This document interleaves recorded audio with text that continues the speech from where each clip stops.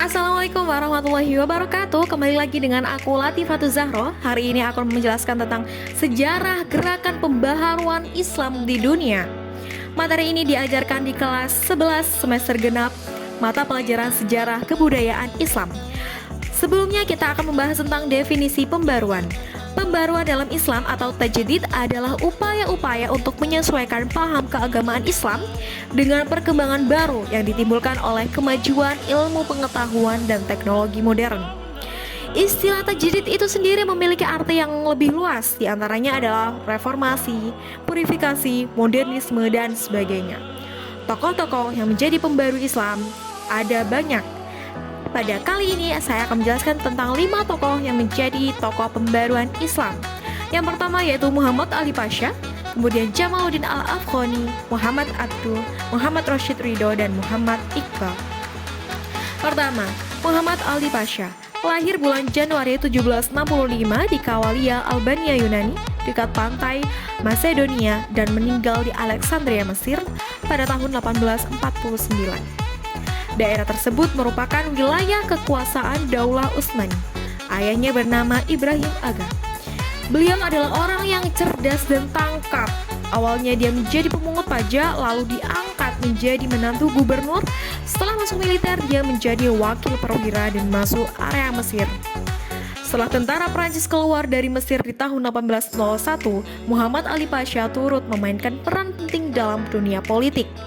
Meskipun dia berasal dari Turki dan keturunan Yunani, dia adalah orang yang sangat berjasa dalam pengembangan Mesir. Berikut adalah pembaharuan yang dilakukan oleh Muhammad Ali Pasha. Yang pertama di bidang militer. Pertama, membangun sekolah militer, mengimpor persenjataan dari Eropa, membuat peraturan militer yang dikenal dengan Nizam al-Jadid, wajib militer bagi kaum petani. Yang kedua yaitu bidang ekonomi dan sosial. Pertama, membangun sistem irigasi, penanam kapas, meneruskan pembangunan saluran kuno penghubung Alexandria hingga Sungai Nil. Dan yang ketiga di bidang pendidikan, banyak membangun sekolah-sekolah, yakni sekolah militer, sekolah teknik, sekolah kedokteran, sekolah pertanian, sekolah apoteker, sekolah pertambangan, sekolah penerjemah, dan juga mengirim para pelajarnya untuk pergi ke luar negeri seperti Prancis, Italia, Inggris, Austria.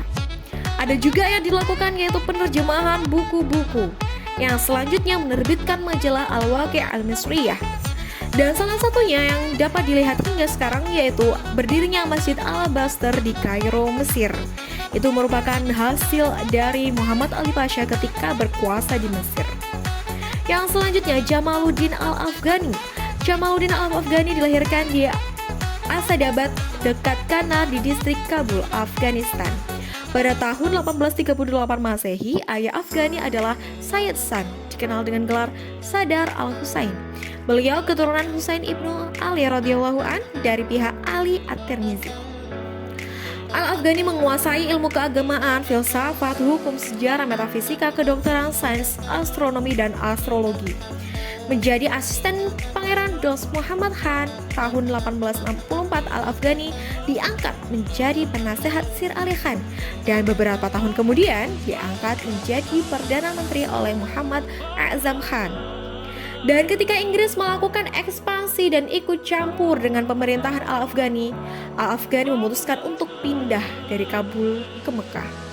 Al-Afghani dikenal sebagai orang yang mencetuskan ide pan-Islamisme atau persatuan Islam.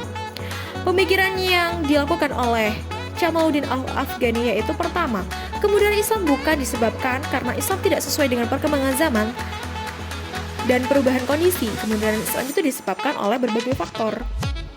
Untuk mengembalikan kejayaan pada masa lalu dan sekaligus menghadapi dunia modern, umat Islam harus kembali kepada ajaran Islam yang murni, dan Islam harus dipahami dengan akal serta kebebasan. Cara pemerintahan autokrasi dan absolut harus diganti dengan pemerintahan demokratis. Kepala negara harus bermusyawarah dengan pemuka musyawarah yang berpengalaman. Kemudian tidak ada pemisahan antara agama dan politik. Pan-Islamisme atau rasa solidaritas antar umat muslim harus dihidupkan kembali. Tokoh selanjutnya yaitu Muhammad Abduh. Muhammad Abduh lahir di Pedusunan Delta Nil, Mesir pada tahun 1849 Masehi. Bapaknya bernama Abdul Hasan Khairullah, berasal dari Turki yang telah lama tinggal di Mesir. Ibunya berasal dari bangsa Arab yang silsilahnya meningkat sampai ke suku bangsa Umar ibnu Al-Khattab. Muhammad Abduh telah hafal Al-Quran sejak umur 12 tahun. Kemudian pada usia 13 tahun ia dibawa ke Tanta untuk belajar di Masjid Al-Hamdi. Gurunya bernama Darwis Khadar. Tahun 1866 Muhammad Abduh ke Kairo untuk belajar di Al-Azhar.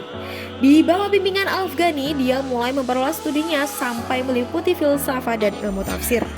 Beliau banyak menuangkan gagasannya pada koran Al-Waqi'ah Al-Misriyah sejak 1880 Masehi. Kemudian tahun 1884, dia bertemu dengan Afghani di Paris dan membentuk gerakan Al-Urwah Al-Wusqa serta menerbitkan majalah yang berjudul sama. Pemikiran-pemikiran dari Muhammad Abduh yaitu: pertama, pembukaan pintu ijtihad. Menurut Muhammad Abduh, ijtihad merupakan dasar penting dalam menafsirkan kembali ajaran Islam. Yang kedua, penghargaan terhadap akal. Islam adalah ajaran rasional yang sejalan dengan akal, sebab dengan akal ilmu pengetahuan akan maju. Yang selanjutnya yaitu kekuasaan negara harus dibatasi oleh konstitusi yang telah dibuat oleh negara yang bersangkutan. Yang selanjutnya, Muhammad Rashid Ridho. Rashid Ridho adalah murid Muhammad Abduh yang terdekat. Ia lahir pada tahun 1865 di Al-Qalamun, suatu desa di Lebanon yang letaknya tidak jauh dari kota Tripoli, Suriah. Menurut keterangan, ia berasal dari keturunan Al-Husain, cucu Nabi Muhammad SAW. Rashid Ridho adalah inisiator diterbitkannya majalah Al-Manar. Majalah Al-Manar terbit perdana pada tanggal 22 Syawal 1315 Hijrah atau 17 Maret 1898 Masehi. Majalah ini diterbitkan secara berkala, memuat 8 halaman dalam satu edisinya. Muhammad Rashid Ridho berinisiasi untuk menuliskan materi-materi kuliah Muhammad Abduh yang nantinya menjadi tafsir Al-Manar.